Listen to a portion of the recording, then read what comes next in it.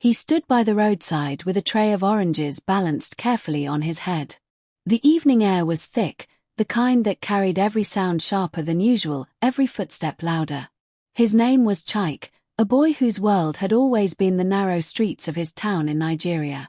Each orange he sold was not just fruit, it was the hope of dinner, of a little money that could ease his mother's tired face. Cars moved quickly past him, their horns sharp and impatient. He had learned to dance with danger, weaving between moving vehicles, calling out to passengers through open windows. His voice was steady, though his stomach twisted with hunger. The tray shook whenever he sprinted to a car, but his grip was strong. He had no choice but to be strong. That evening, something felt different. The road seemed louder, the wind sharper.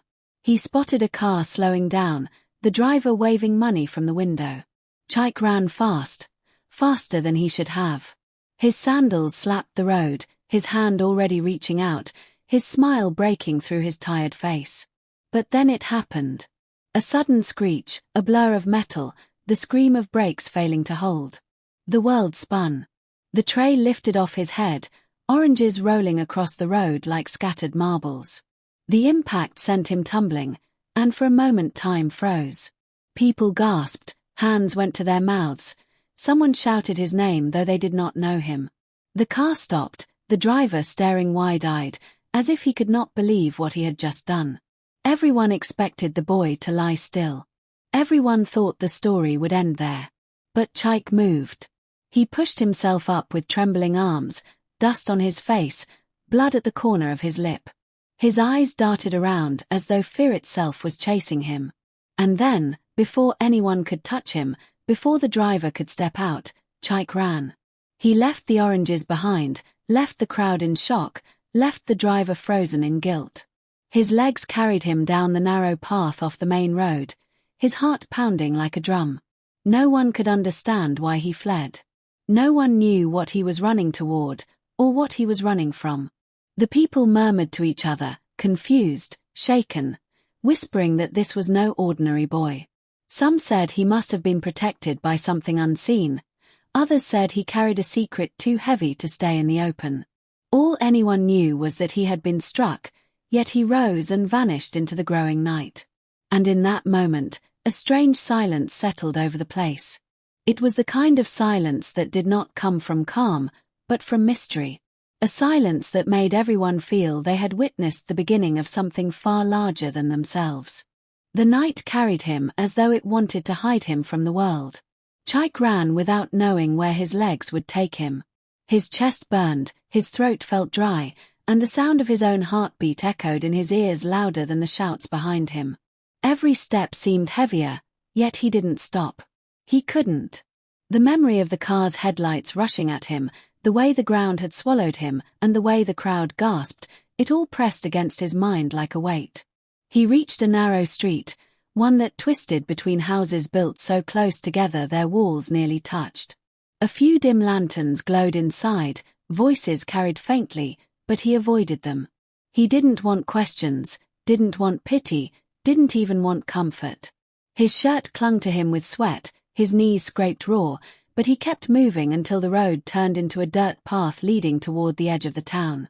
There, away from the noise, he finally stopped. His body shook, and he bent over, breathing hard, his hands pressing against his thighs. The tray was gone, the oranges gone, the money gone. He thought of his mother waiting at home, of how her eyes would search his hands for the few notes he usually brought back. He thought of his younger sister, who always clapped when he gave her a small piece of fruit. Tonight, he had nothing. Worse, he had a secret he couldn't explain. Because in those seconds, when the car hit him, something had happened. He remembered the sound of bones cracking, the sharp pain that should have kept him down. He remembered the metal against his body, the way his head hit the ground. He remembered it clearly, but his body now told a different story. Yes, his knees were scraped and his lip bled, but deep inside, there was no broken bone, no pain that matched what he should have suffered. He felt stronger than he should, lighter even. It frightened him more than the car itself. He sank to the ground under a tree at the edge of the path. The night air was cooler here, whispering through the leaves, carrying the sound of distant drums from somewhere in the town.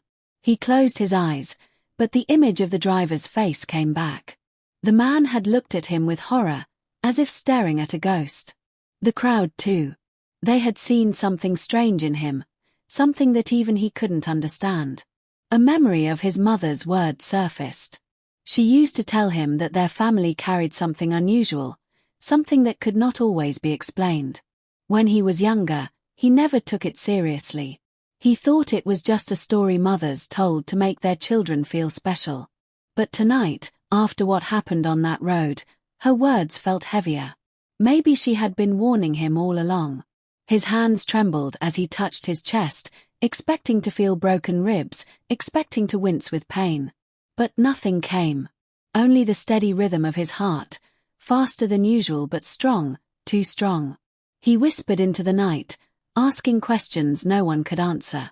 Why did he survive like that? Why did his body rise when it should have stayed on the ground? Why did his legs carry him away when he should have been in the arms of strangers or in the back of that driver's car heading to a hospital? The night seemed to answer with silence, the kind of silence that deepens mystery instead of giving peace. Chaik pressed his back against the tree and pulled his knees to his chest. He tried to calm himself, but sleep did not come. His mind kept replaying the moment over and over, the scatter of oranges across the road, the cries of people, the way the world seemed to hold its breath when he stood up. In the distance, the town continued its life. He heard laughter, footsteps, the rattling of bicycles. He imagined the crowd still gathered at the road, speaking of him as if he were some strange spirit in a boy's body. He imagined the driver still frozen by his car, unable to explain what had just happened. And he imagined his mother sitting in their small room, staring at the door, wondering why her son had not returned with the tray. The guilt pressed against him. He wanted to go back, to explain, but fear pulled him the other way. What if they touched him, examined him, and found something unnatural? What if they no longer saw him as a boy but as something else entirely? He wasn't ready for that. He wasn't ready for eyes that no longer looked at him with ordinary human understanding. As the hours stretched, he made a decision. He would not go home just yet. He needed to understand what had happened first. He needed to know why the car hadn't ended his story. Somewhere in the shadow of the night, there had to be an answer. His mother's words echoed again in his ears, soft and haunting. He closed his eyes, but not in rest. He closed them as if to remember, as if to search inside himself for clues. And as he drifted between thought and silence, one thing became clear: this was only the beginning of something far greater than a boy selling oranges by the road. Chaik did not see the sun rise that morning the way he usually did, with a tray on his head and hope tucked inside his pocket. He was still sitting under that tree when the sky began to turn pale. His eyes were swollen from the long night, his clothes still covered in dust, but his mind refused to rest. Every time he closed his eyes, he saw the headlights, he heard the brakes, and he felt the world spin again. And every time he touched his chest or arms, expecting to feel something broken, he found only strength where weakness should have been. He stood slowly, brushing off his clothes, though the stains of dirt and streaks of blood remained. The streets were not yet full, only a few early traders passing by with baskets balanced on their heads, their voices carrying songs meant to fight off sleep. Chaik stayed hidden, not ready to be seen, but he watched them. He envied the simplicity of their mourning. For them, today was just another day. For him, it was the beginning of a mystery that he could not share with anyone. As he walked along the quiet path, his thoughts pulled him back to his mother. He imagined her face, lined with years of struggle, and he felt a heavy ache in his chest. He had promised her he would always return, no matter how little he sold, no matter how tired he was. Yet here he was, running from her, hiding like a thief in the dark. But how could he face her empty-handed? How could he explain that he had been struck by a car and walked away as though death itself had missed its mark? Would she believe him, or would she see something strange in him the way the crowd had? The image of his sister came too. She would have woken early, searching the corners of their small home for the tray of oranges, hoping to nibble on one before school. He could almost hear her laugh, light and full of innocence, the kind of sound that made even hunger seem smaller. But if she asked him what had happened, what would he say? Could he tell a child that her brother had met death on the road and outrun it? The path grew narrower, taking him deeper into a place he rarely visited. The houses thinned out, the sound of human life gave way to the hum of insects and the rustle of leaves. He needed this distance, yet the silence around him made his own thoughts louder. He stopped near a stream that trickled lazily across smooth stones. Kneeling, he splashed water on his face, watching as the ripples bent his reflection. For a moment he did not recognize the boy staring back. His eyes looked older, harder, like someone who had carried a burden too big for his years. He pressed his hand into the water, watching it slip between his fingers, and whispered to himself, "Why me?" No answer came, but as he sat there, he remembered something. How his grandmother, before she passed, used to tell stories in the evenings when everyone gathered in the compound. She spoke of people who were marked, people who carried gifts or curses, no one ever knowing which it was until time revealed it. He had always listened with a mixture of fear and wonder. And though he never thought those stories belonged to him, now he could not shake the thought. What if he had been marked all along? What if the car was just the first sign? A rustling sound behind him made him turn sharply. A boy about his age stood a few feet away, holding a basket of firewood. His eyes widened as he recognized Chike. Word must have spread through the town quickly. The boy dropped the firewood with a thud and whispered, "They said you died. They said you were hit by a car and died." Chike froze, unsure of what to say. His lips parted, but no words came. The boy stepped closer, his face a mix of fear and awe, as if he were seeing someone who had returned from the grave. "But you are here," he continued. "You are walking." "How?" Chike's throat felt dry. He wanted to deny it, to brush it off, but the boy's eyes pierced him. The truth was too heavy to carry in words. Without answering, he turned and walked away quickly, leaving the boy standing by the stream, calling after him. His pace quickened, his mind spiraled. If one boy had seen him, then others would too. Soon the whispers would grow louder, and his name would no longer be spoken as just a boy who sold oranges. He wandered far until the sun climbed high, its heat pressing down on his back. Hunger gnawed at him, but he ignored it. His thoughts kept circling the same questions. Why did he live when he should have died? What was waiting for him now? Was it a blessing, or was it a curse? By afternoon, he reached a small abandoned hut at the edge of a farmland. Its roof sagged, its walls cracked, but it offered shade. He stepped inside, the smell of dust and forgotten days filling his nose. Sitting on the bare floor, he pulled his knees close again, the way he had under the tree. For the first time since the accident, he let the tears come. They slipped silently down his face, his body shaking as he tried to hold them back. He cried for the oranges scattered on the road, for the money that would never reach his mother's hands, for the innocence that had left his eyes when the car hit him. When the tears finally slowed, he felt lighter, though the questions remained. He lay back on the floor, staring at the broken ceiling, and allowed his mind to drift. And there, in that silence, another memory surfaced. His mother's voice, softer this time, telling him, "One day, you will face something that will make you choose. You will not run from it. You will stand, and the world will know who you are." Those words echoed through him, stronger now than they ever had been. Maybe she had known all along. Maybe this was the beginning of the choice she had spoken about. Chike closed his eyes, not in fear this time, but with a strange mix of dread and determination. The world had seen him rise when he should have fallen. The world had whispered his name as though it belonged to something more than just a boy. And deep inside, he knew this was not the end of the story. It was only the doorway. Chike stayed in the abandoned hut far longer than he thought he would. The heat of the day pressed against the cracked walls, and the silence wrapped around him like a heavy blanket. Outside, the world moved on.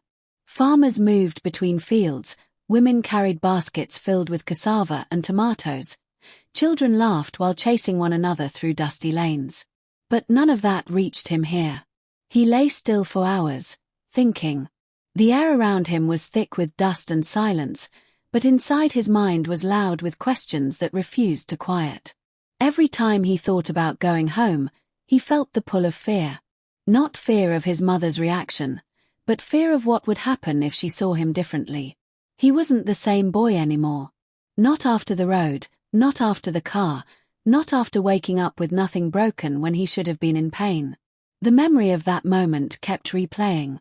The screech of the tires, the shout of someone somewhere, the chaos of oranges scattering in every direction. And then the strange calm that came after. The quiet that followed before he ran. He could still feel it, the unnatural silence that had wrapped around him, like something unseen was holding the air itself still. Chaik pushed himself up finally, his body stiff, and stepped outside the hut.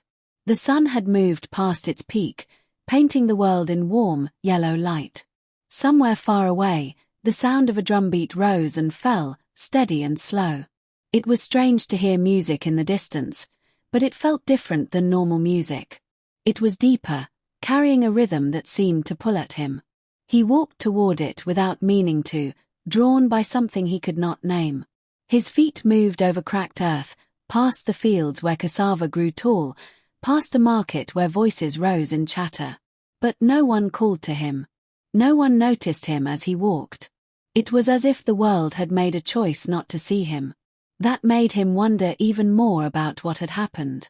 The drumbeat grew louder the deeper he walked into the path, until he came to a clearing where the sound was the strongest.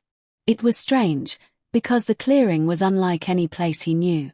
The grass was softer here, greener than anywhere else he had walked. The air felt cooler, and the light seemed different, as though it was breathing in a way the rest of the world did not. In the center of the clearing was an old man. He was sitting cross-legged, playing a drum that was carved in strange shapes, painted in colors that looked like they came from another time. His eyes were closed, and yet Chaik felt as though the man knew he was coming. The rhythm of the drum seemed to pull him forward, step by step, until he stood just in front of him. The old man opened his eyes slowly. They were dark, deep, and seemed to hold centuries inside them. He stopped playing for a moment, and the silence that followed was heavier than any noise Chaik had ever heard. The man looked at him as though looking through him, searching. "You have been touched," the old man said softly, his voice carrying without effort. Chaik blinked, unsure if he had heard correctly. "Touched by something older than this road, older than your life. You were not meant to be here." Chaik felt the words like a punch to his chest. He opened his mouth to speak, but no sound came. The old man continued, "The road took you, and yet it returned you. But you are not the same. The blood of another story runs through your veins now." A shiver went through him. He had not known there was a story in his blood, something hidden beneath the life of a boy selling oranges. "What do you mean?" he asked finally, his voice rough from hours of silence. The old man smiled faintly, like someone who had been waiting a long time for this question. "There is a choice before you. One path will return you to the life you know, but it will cost you something you cannot give. The other will take you into the unknown, and you will lose what you were. But you will gain what you are meant to carry." Chaik's mind spun. He wanted to run away again, to hide in the safety of his small life. But something about the old man's words stayed with him. He looked down at his hands, remembering the feel of oranges slipping through his fingers, the pain that never came, the way his legs had carried him away. "Why me?" he whispered, more to himself than to the old man. The old man did not answer right away. He began to play the drum again, slow and deep, the sound moving through the air like a living thing. "Because you were chosen," he said at last. "The road knew. You have been given a gift, or a curse. That is for you to decide." Chaik stood in silence, the weight of those words pressing into his bones. The world around him felt different now. The air was heavier, as though carrying unseen things. The drumbeat filled the clearing, wrapping around him, pulling at something deep inside him. He stayed there until the sun began to lower, the clearing growing dim.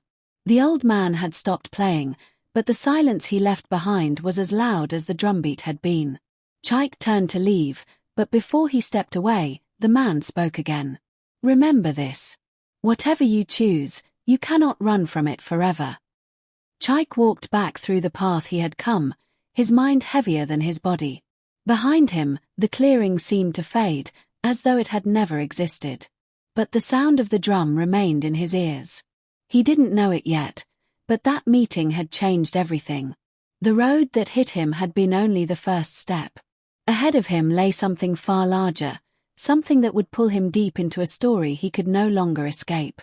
He walked until the town came into view, and even then, his feet felt as though they were carrying him somewhere he had not chose. Chaik returned to the town with a strange weight pressing on his shoulders.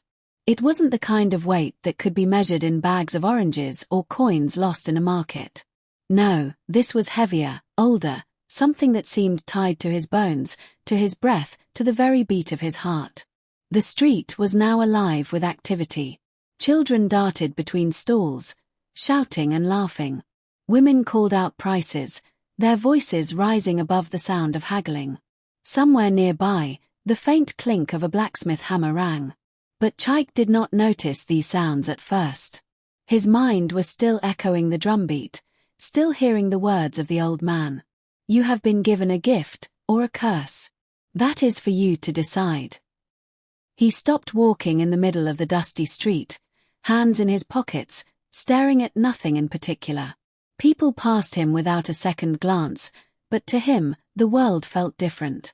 Faces looked sharper, colors seemed richer, and even the air tasted strange, thicker somehow, like it was charged with something he could not name. The shop of his mother was still closed. He knew she would be there soon, opening for the morning customers. But he hesitated. If he returned to her now, what would he say? That he had been chosen for something strange by an old man in the forest clearing? That he had survived an accident that should have killed him? She would either think he had gone mad, or worse, that he was lying to himself. Instead, Chaik wondered. He went to the edge of the market where the noise faded into quiet alleys. He found himself in a narrow path between two houses, the walls stained and cracked from years of sun and rain. The air smelled of earth and smoke. He thought about how easy it would be to disappear here, to hide in the shade of forgotten corners. But the pull inside him, the one he felt in the clearing, would not let him rest. As he walked, he began to notice small changes in himself. Things that others would miss, but that to him felt important. His senses seemed sharper. He could hear the soft flutter of a bird's wings from far away. He could smell the mix of spices, roasted yam, and fresh tomatoes from the market even before he stepped close. His vision seemed clearer too, colors brighter, shadows deeper. He realized he could almost see details people passed by without noticing. A crack in a clay pot, the glint of a coin buried in dirt, the faint scars on an old man's hand. It unsettled him. Was this part of what the old man meant by a gift or a curse? His thoughts were broken by a voice.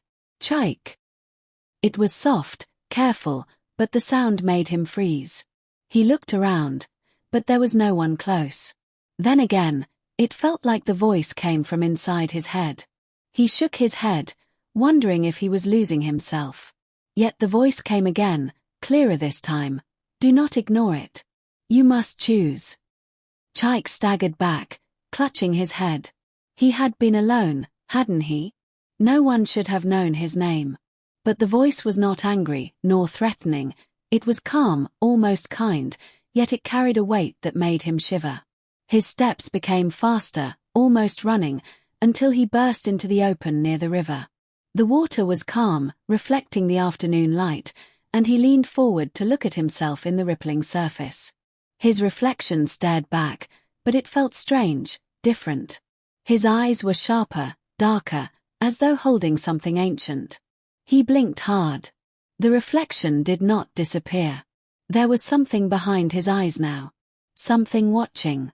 Chaik pulled away, suddenly aware of how tired his body was. But this exhaustion was different. It was not from work, not from hunger. It was the weight of knowing something had changed inside him forever. He wandered along the riverbank until he reached a small clearing where few old fishermen sat repairing nets. They greeted him warmly, offering him a place to sit, but Chike only nodded. His mind was elsewhere. One of the fishermen, a man with a face lined by years of sun, looked at him curiously. "Boy, what happened to you?" he asked gently. "They say you were hit by a car, but you walk like you have seen something beyond this world." Chike froze. How had they heard about the accident so quickly it felt like whispers had spread before him?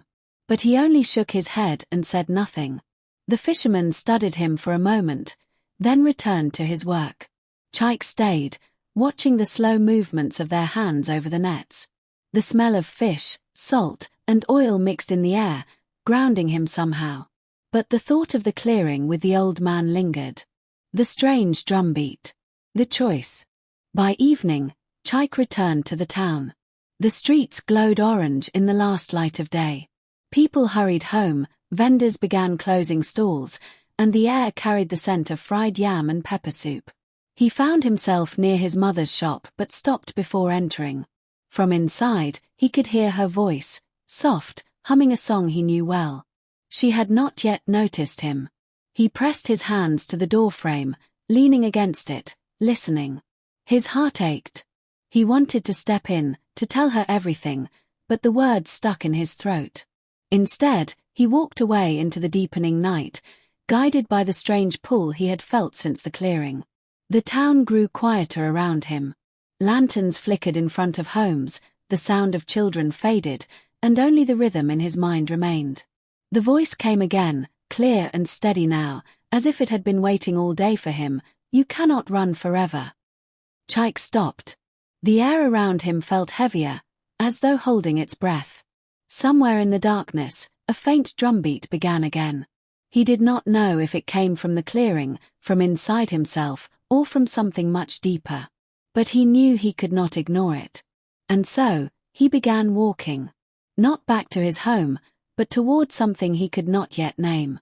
Something that was waiting for him beyond the edge of the night. The night was not like other nights.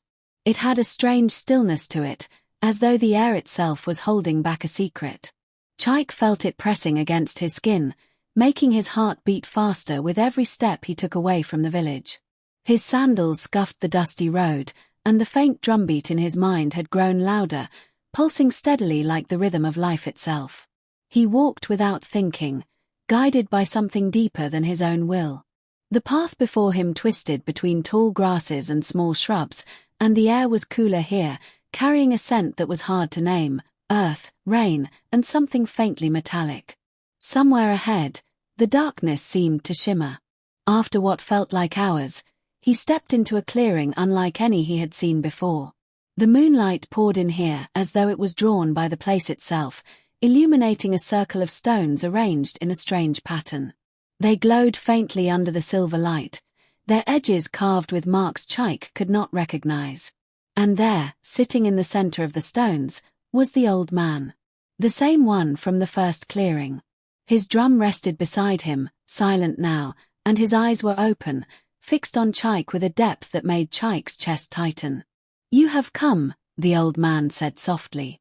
His voice carried across the silence like a melody. You could not ignore the call. Chike stepped closer, unsure what to say. The words stuck in his throat, tangled with the strange pull inside him. "Why am I here?" he finally asked. His voice sounded small against the night.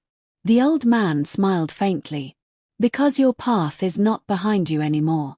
You cannot go back to the life you knew." Chike looked at him, heart pounding. "But I don't understand.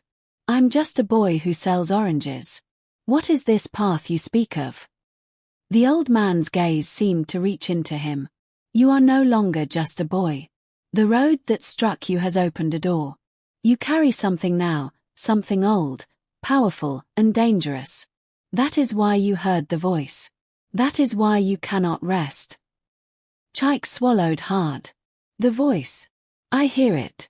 It tells me not to run. But where am I meant to go?" The old man leaned forward slightly, his eyes shining in the moonlight. "There is a choice before you. One way is safety, the other is truth. But the truth comes with a cost." The words settled over Chike like a heavy rain. His mind wandered back to his mother, to the stalls, to the scent of oranges in the morning air, to the life he thought he wanted. But the pull inside him would not fade. "What is the cost?" he asked quietly. The old man looked past him, into the darkness beyond the clearing. "To choose truth is to leave the world you know. You will lose your home, your name, the comfort of forgetting. You will walk into something greater, something older than the road itself." Chike felt his knees weaken. The night around him seemed to lean closer, the silence pressing in. "And if I choose safety?" he asked. "You will live as you lived before," the old man said softly. "But the call will never leave you. It will haunt you until you cannot stand it. You will always know that you walked away from something you were meant to face." Chike closed his eyes, breathing hard. His thoughts raced, his small life at home, the orange stalls, his mother's voice. But the pull in his chest was stronger than those memories. The drumbeat in his mind grew louder, and he knew that it was not just sound, it was a summons. He opened his eyes, looking at the old man. "Then I want the truth," he said. The old man nodded, almost as if he had expected it. "Then stand with me. You must be ready. The road you walked once was only the beginning." Chike stepped into the circle of stones. The air shifted immediately, heavier and warmer. The ground beneath his feet seemed to hum. The old man picked up his drum and began to play. The sound was different this time, not slow, but deep and urgent. It wrapped around Chike, filling him with a strange warmth and pulling at his mind. He felt his heartbeat sync with the drumbeat, his breath slow and steady. The stones around them glowed brighter, and a strange light rose from the ground, swirling around Chike. He could feel something inside him stirring, something powerful and strange. It was as if he was waking to a new life without knowing what awaited him. The old man's voice came again, soft but certain. "Once you take this path, there is no turning back. You will know both the beauty and the danger that comes with truth. You must be ready to pay the price." Chike felt the ground beneath him pulse. His vision blurred, and then clarity returned stronger than ever. He could see beyond the clearing, beyond the road, beyond the town itself. There was something vast and unseen stretching before him, a place he did not know but somehow recognized. The drumbeat reached its peak, filling the clearing with vibration. Chike felt his body shift, as if the world itself was reshaping him. When the sound stopped, the clearing was quiet again. The old man was gone. The stones were still, but faint light still lingered in the air. Chike stood in the center, breathing hard, feeling changed in ways he could not explain. Somewhere deep inside, he knew the truth. His life was no longer his own. The road had marked him. The choice had been made. And the journey was only just beginning. The first breath of dawn came softly over the village, pale and quiet, as though the world itself was recovering from the strange night. Chike woke alone in the clearing.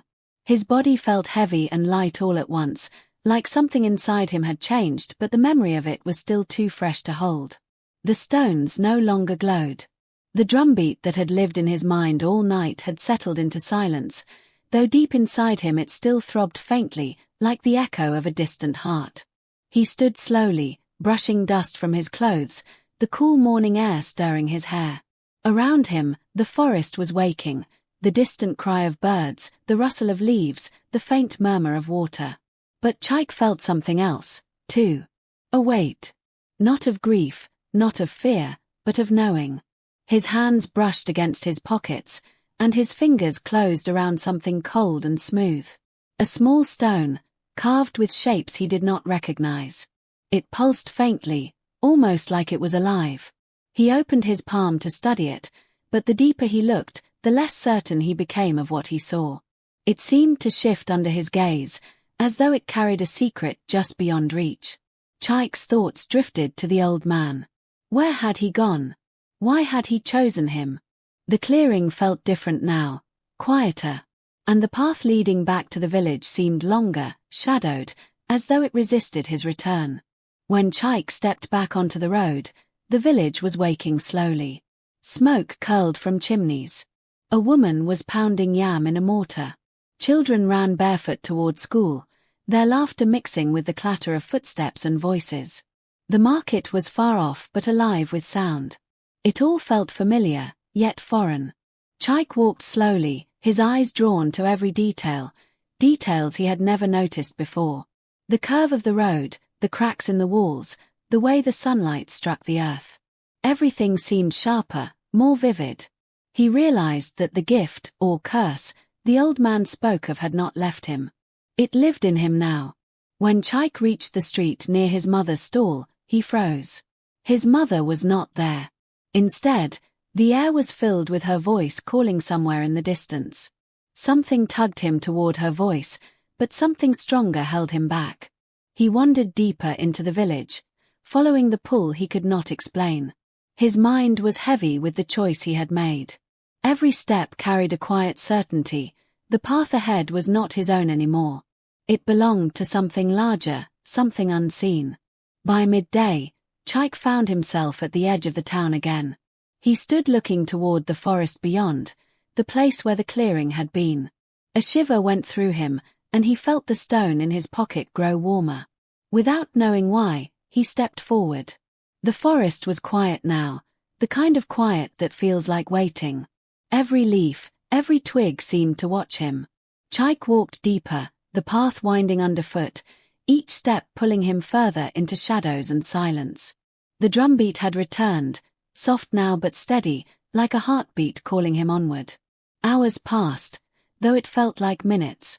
Light faded until the forest was wrapped in twilight. And then he reached another clearing. This one was larger, ringed with stones like the first, but older. Moss clung to them, and strange symbols were carved deep into their surfaces. In the center, a figure stood waiting, tall and cloaked in a shadow that seemed to breathe. Chaik did not need to ask who it was. The old man stepped forward, his eyes shining with quiet certainty.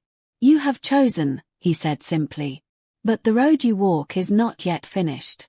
The truth you seek lies ahead, beyond fear and comfort." Chaik nodded slowly. He had already felt it, the truth calling to him deeper than words could hold. "I am ready," he said. The old man placed a hand on his shoulder. "Then listen well. You will need to remember this. Your gift will guide you, but it will also test you. You will see things that are not meant to be seen. You will meet people who will try to stop you. And above all, you must never turn back." Chaik's heart tightened. What if I fail? The old man smiled faintly, as though he had expected the question. "Then you will still have walked farther than most. But failure is not the end. The road will always call again." A low hum began to rise from the stones around them. The air seemed to shimmer. Chaik felt his body change again, the weight of the choice settling in his bones. The stone in his pocket pulsed with warmth, and he knew it was no longer a piece of stone but a sign, a key to something beyond him. The old man stepped back. "Go now. The world waits. And so does your truth." Chaik stepped forward into the circle of stones. The ground beneath him shivered, and light rose from the earth like a tide. The air was filled with the sound of the drumbeat, not from the old man, but from inside him. The light wrapped around him, and the forest seemed to vanish. The road before him opened wide, endless and shimmering, stretching far beyond what he could see. Behind him, the clearing disappeared into shadow. Chaik felt both fear and awe. Somewhere deep inside, he knew there was no going back. He tightened his grip on the stone in his hand and stepped forward into the unknown. The first step was enough to change everything. And so began the true journey, a journey that would lead him far beyond the village, far beyond the life he had known, and deep into the truth that waited for him. Thank you for joining us on this journey with Chaik, a story of choice, courage, and the road we are all called to walk. Every step he took reminds us that life is full of moments where we must decide between safety and truth. We hope this tale stayed with you and stirred something deep inside. If you enjoyed this story, make sure to subscribe so you don't miss the next adventure. Also, drop a comment telling us which country you're watching from and what time it is there right now. We'd love to connect with you and see how far this story has traveled. Your voice matters. Let's keep the story alive together.